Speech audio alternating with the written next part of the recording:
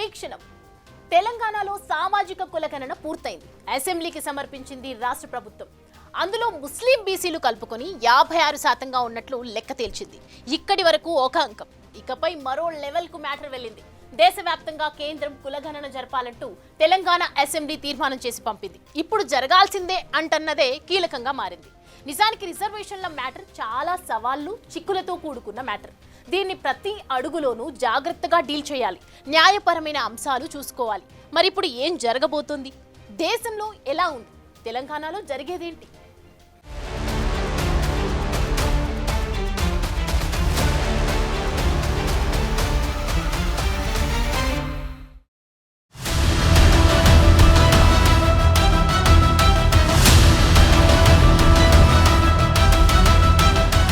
రిజర్వేషన్ల ఇష్యూ ఎప్పుడు తెరపైకి వచ్చినా మ్యాటర్ ఈజీగా ముందుకెళ్లదు. కాకపోతే అందుకు తగ్గ రోడ్ మ్యాప్ క్రియేట్ చేసి పెట్టుకోవడం ముఖ్యం. ఆ తర్వాతి స్టెప్స్ ను పకడ్బందీగా డీల్ ఇంకా ముఖ్యం. ఇప్పుడు తెలంగాణలో సామాజిక కులగణన సర్వే రిపోర్ట్ ను అసెంబ్లీ ముందుకు తెచ్చింది రాష్ట్ర ప్రభుత్వం. ఇప్పుడు బంతి కేంద్ర ప్రభుత్వ కోర్టులో పడింది.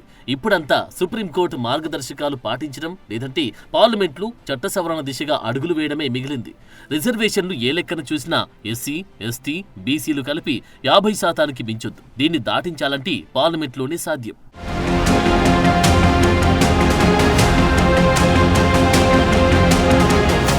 మండల్ కమిషన్ ప్రకారం బీసీలకు ప్రస్తుతం విద్యా ఉద్యోగాల్లో 27% కోటా అమలవుతోంది. ఇది రాష్ట్రాల వారీగా బీసీల జనాభా ఆధారంగా వేర్వేరుగా అమలవుతోంది. ఏపీ, తెలంగాణలో మొత్తం 29% కోటా అమలు చేస్తున్నారు. బీసీ ఏలకు 7%, బీసీ బీలకు 10%, బీసీసీలకు 1%, బీసీడీలకు 7%, బీసీఈలకు 4% కేటాయించారు. ఇది విద్యా ఉద్యోగాల కోసమే.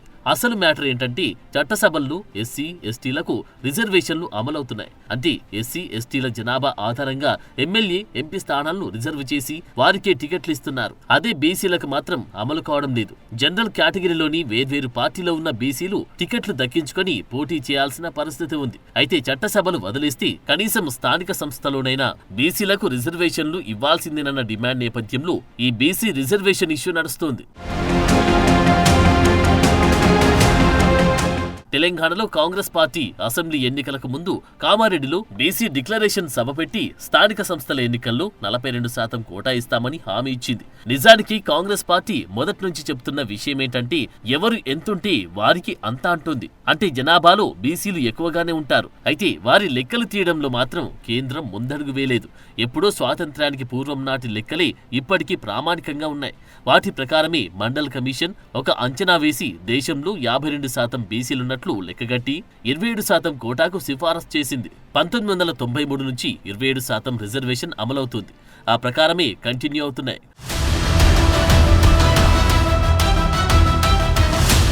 రిజర్వేషన్లంటే విద్య, ఉద్యోగాల్లోనే కాదు రాజకీయ పరంగా కూడా కావాలన్న డిమాండ్లు బీసీల నుంచి పెరుగుతున్నాయి.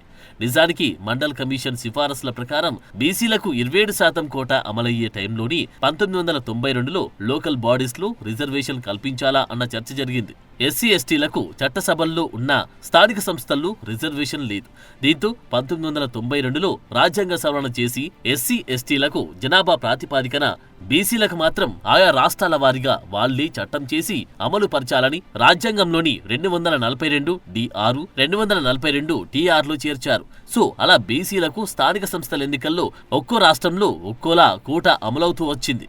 ఏపీ, తెలంగాణలో కోర్టు తీర్పులు, చిక్కుల తర్వాత 20% దాకా బీసీ కోటా అమలు చేశారు. ఇది సరిపోదు. బీసీల సంఖ్య ఎక్కువగా ఉంది.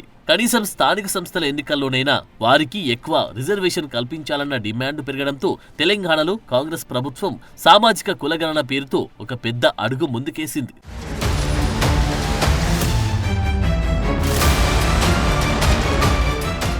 నిజానికి జనగణన అన్నది కేంద్ర ప్రభుత్వమే చేయాలి. రాష్ట్రాలు చేసే వాటికి ఆమోదం ఉండదు. అయితే సామాజిక, ఆర్థిక, విద్య, ఉపాధి, రాజకీయ కుల సర్వే పేరుతో ఈ కులగణన చేశారు. ఈ సర్వేతోనైనా బీసీల సంఖ్య ఎంత ఉందో తెలుస్తుందన్న ఉద్దేశంతో ఆ ప్రకారం రాష్ట్రం పరిధిలో ఎంత వీలైతే అంత కోటా అమలు చేయవచ్చన్న ఉద్దేశం కనిపించింది. సో ఇప్పుడు బీసీలు, బీసీ ముస్లింలు కలిపి తెలంగాణలో 56%గా ఉన్నట్లు లెక్క తేలింది. సర్వేను రేవంత్ సర్కార్ పకడ్బందీగా నిర్వహించింది. ఒక ఎన్యూమరేటర్కు 150 ఇండ్లు మాత్రమే కేటాయించి చాలా టైం ఇచ్చి వారి వివరాలు రాబట్టింది, ఎంట్రీ చేయించింది. ఎక్కడ పొరపాట్లకు తావు లేకుండా చూసుకుంది. నిజానికి ఎంత పెద్ద సర్వే చేసినా 100కు 100% వర్కౌట్ కావడం కష్టమే. ఎందుకంటే కొందరు సొంత ప్రాంతాల్లో ఉండరు, తాళాలు వేసి ఉంటాయి, జనన మరణాలుంటాయి. సో ఇవన్నీ పోను తాజాగా ఒక లెక్క అయితే తేల్చగలిగారు.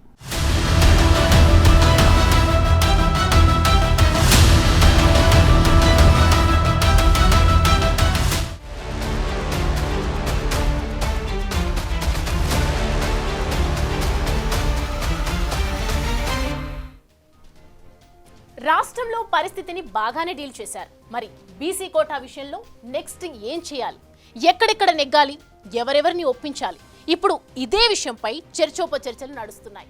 అల్టిమేట్ గా పార్లమెంట్ లో కేంద్ర ప్రభుత్వం యాక్షన్ ప్లాన్ నడిపించారు. ఎస్సీ ఎస్టీలకు ఎలాగైనా చట్టసభల్లో రిజర్వేషన్ల కోసం రాజ్యాంగ సవరణ చేశారో బీసీల కోసం కూడా అదే ఫార్ములా అమలు చేయాల్సి ఉంటుంది.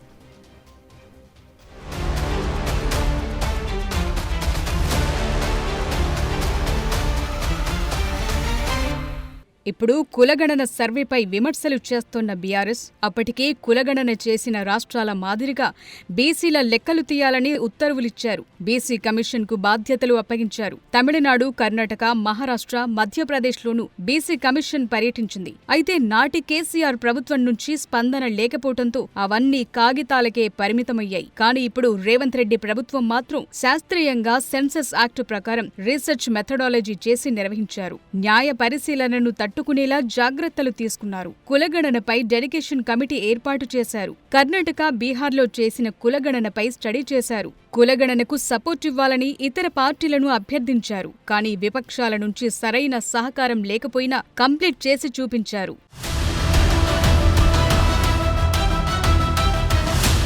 పార్లమెంటులో, రాష్ట్రాల అసెంబ్లీల్లో ఎస్సీ ఎస్టీలకు మాత్రమే రిజర్వేషన్ ఉంది. బీసీలకు ప్రత్యేకంగా లేదు. బీసీలకు స్థానిక సంస్థల్లో రిజర్వేషన్ ఉంది. కానీ ఆ రిజర్వేషన్ల ఖరారు విషయంలో తరచూ వివాదాలొస్తుంటాయి. ఎన్నికల్లో బీసీ రిజర్వేషన్లు తేలాలంటే బీసీల జనాభా ప్రాతిపదికన చేయాలని సుప్రీంకోర్టు తీర్పుంది. లేకపోతే రిజర్వేషన్లు లేకుండానే స్థానిక ఎన్నికలు నిర్వహించాలని గతంలో మధ్యప్రదేశ్ సర్కార్కు సూచించింది. అందుకే కులాల వారీగా లెక్క తేల్చేందుకే తెలంగాణ ప్రభుత్వం కులగణనను చేసింది. తెలంగాణలో బీసీల్లో అనేక కులాలున్నాయి. ఈ కులాలను బీసీ, ఏబీసీడీ, ఈ గ్రూపులుగా విభజించారు. బీసీఏలో సంచార తెగలు సహా ఇతర కులాలకు చెందిన వాళ్లుంటారు. బీసీబీలో వృత్తిపరమైన సమూహాలుంటాయి. బీసీసీలో క్రైస్తవ మతంలోకి మారిన ఎస్సీలుంటారు. బీసీడీలో మరికొన్ని కులాలను చేర్చారు. బీసీఈలో సామాజికంగా, విద్యాపరంగా వెనుకబడిన ముస్లిం కులాలున్నాయి. బీసీ సంక్షేమ శాఖ 2020లో అప్డేట్ చేసిన వివరాల ప్రకారం బీసీఏలో 43, బీసీబీలో 23, బీసీసీలో 1, బీసీడీలో 31, బీసీఈలో 14 కులాలున్నాయి. తెలంగాణలో మొత్తంగా వెనుకబడిన వర్గాల్లో 112 కులాలున్నట్టు లెక్కలున్నాయి.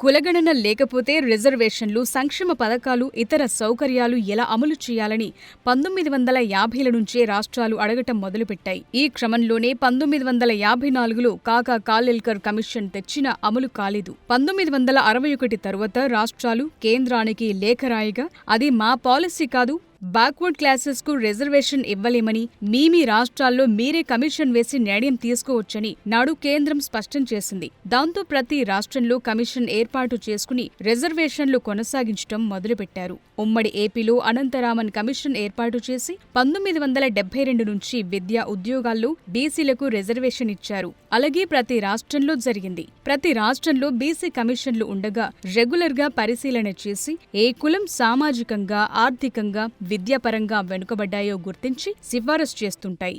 ఆ విధంగా కులాలను కలపటం, వేరే దాంట్లో చేర్చడం వంటివి జరుగుతున్నాయి. ఇప్పుడు కూడా తెలంగాణలో బోసాని వెంకటేశ్వరరావు నేతృత్వంలో డెడికేటెడ్ కమిషన్ను ప్రభుత్వం ఏర్పాటు చేసింది. తెలంగాణ కంటే ముందుగానే బీహార్, కర్ణాటక, ఏపీలో ఇలాగే కులగణన చేశారు. ఏపీలో మాత్రం డీటెయిల్స్ బయటపెట్టలేదు. అటు బీహార్లో తేల్చిన లెక్కల ప్రకారం ఎస్సీ, ఎస్టీ, ఓబీసీలు 85% ఉన్నారు. అయితే అందరికీ కలిపి 65% కోటా కేటాయించారు. ఇది గతంలో 50% మాత్రమే ఉండేది. 65% కోటాను బీహార్ హైకోర్టు కొట్టేయగా సుప్రీంలో అప్పీల్ చేశారు. అయితే ఆ కులగణన నివేదికను సమర్పించాలని సుప్రీం ఆదేశించిన బీహార్ ప్రభుత్వం మాత్రం ఇప్పటిదాకా సమర్పించలేకపోయింది. దేశంలో బీహార్ లాంటి రాష్ట్రంలో అక్కడ జరిగిన దానికి సంబంధించి నివేదిక సమర్పించబడిన నిర్ణయాలు జరిగి ఆగిపోయినాయి. ఇలా తెలంగాణ రాష్ట్ర ప్రభుత్వం 1 సంవత్సరంలో నిర్ణయం తీసుకొని నివేదికను సమర్పించిన సందర్భంగా ఈ ప్రెస్ కాన్ఫరెన్స్ ఎవరో విమర్శ చేస్తున్న టీఆర్ఎస్ పార్టీ నాయకత్వం కోసం చేస్తున్న ప్రెస్ కాన్ఫరెన్స్ కాదు. మా బిడ్డలైనా, మా భాగస్వాములైనా, మా హక్కు కోసం గతం నుంచి పోరాడిన బీసీ సంఘాలు కూడా తప్పుదారిన పడతా ఉన్నాయి. మరోవైపు సుప్రీంకోర్టు TTT పేరిట మార్గదర్శకాలిచ్చింది. మొదటిది, ప్రతి స్థానిక సంస్థల్లో ఓబీసీ కోటా అమలు ఫలితాలపై స్టడీ చేసేందుకు పూర్తి స్థాయి రాజ్యాంగబద్ధమైన డెడికేటెడ్ కమిషన్ను ఏర్పాటు చేయాలి. రెండోది, జనాభా నిష్పత్తికి తగ్గట్లుగా రిజర్వేషన్లను స్థిరీకరించాలి. మూడోది, రిజర్వేషన్లు కూడా ఎస్సీ, ఎస్టీ, ఓబీసీ కలిపి మొత్తంగా 50% మేరకు మించకూడదు. వాటిని TTT ఫార్ములాగా చెప్తారు. ఆ మార్గదర్శకాలు పాటించని ఏ రాష్ట్రంలో కూడా స్థానిక సంస్థల ఎన్నికల్లో ఓబీసీ రిజర్వేషన్లు అమలు చేయకూడదని సుప్రీంకోర్టు స్పష్టంగా తేల్చి చెప్పింది. ఆ రూల్స్ ను పాటించని గుజరాత్, మహారాష్ట్రతో పాటు పలు రాష్ట్రాల్లో స్థానిక సంస్థల ఎన్నికలను కూడా దేశ అత్యున్నత న్యాయస్థానం రద్దు చేసింది. సిఫారసులు లేకుంటే బీసీ రిజర్వేషన్ స్థానాలన్నింటినీ జనరల్ స్థానాలుగానే మార్చాలని కూడా తేల్చింది.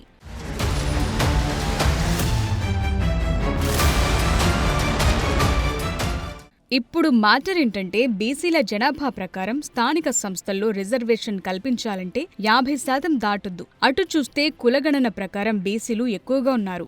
ఆ ప్రకారం 50% దాటాలంటే అనివార్యంగా రాజ్యాంగ సవరణ చేస్తేనే వీలయ్యే అవకాశాలు కనిపిస్తున్నాయి. పార్లమెంటులో చట్ట సవరణ చేయటంతో పాటు 9వ షెడ్యూల్లో పేర్కొనాల్సి ఉంటుంది. ఇప్పటికే శాస్త్రీయ పద్ధతిలో సేకరించిన బీసీ జనాభా లెక్కలను కేంద్రానికి, సుప్రీంకోర్టుకు నివేదించాలంటున్నారు రాజ్యాంగ నిపుణులు.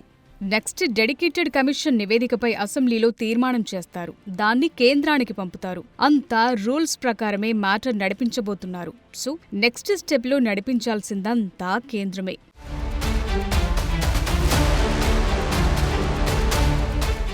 కేంద్రం ఒప్పుకోకపోతే పార్టీ పరంగా బీసీలకు 42% కోటా అమలు చేసి టికెట్లు కేటాయిస్తామని సీఎం రేవంత్ రెడ్డి అసెంబ్లీ వేదికగా ప్రకటించారు. ఇందులోనూ మరో డిమాండ్ తెరపైకొచ్చే ఛాన్సెస్ కనిపిస్తున్నాయి. బీసీల్లో ఉన్న 112 ఉపకులాల వారీగా ఈ కోటా అమలు చేయాలన్న డిమాండ్లు కూడా వస్తాయి. వీటిని డీల్ చేయటం కూడా పెద్ద సవాల్గానే ఉంటుంది. రాజకీయంగా ఈ వేదిక మీద నుంచి నేను మాట ఇస్తున్నా.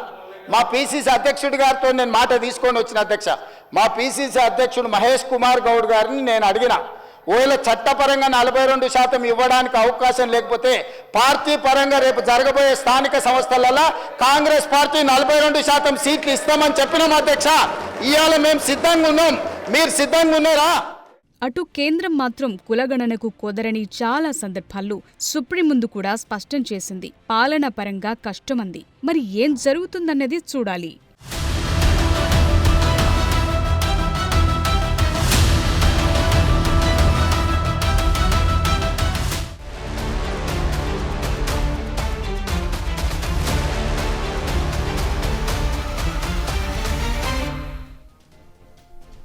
సో స్థానిక సంస్థల ఎన్నికల్లో బీసీ కోటా కోసం ఒక రోడ్ మ్యాప్ అయితే తెలంగాణలో క్రియేట్ అయ్యింది. ఈడబ్ల్యూఎస్ కోటా కలుపుకుంటే 50% మించి రిజర్వేషన్లు అమలవుతున్న సమయంలో బీసీల విషయంలో ఈ కోటాను ఇంకింత పెంచాలన్న డిమాండ్తో కేంద్రం దగ్గరికి వెళ్లాలన్న పిలుపును రాష్ట్ర ప్రభుత్వం ఇస్తోంది. మరి ఆ దిశగా బీసీ సంఘాలు, ఇతర పార్టీలు కలిసి వస్తాయా లేదా అన్నది చూడాలి. For more videos like this, subscribe Big TV channel.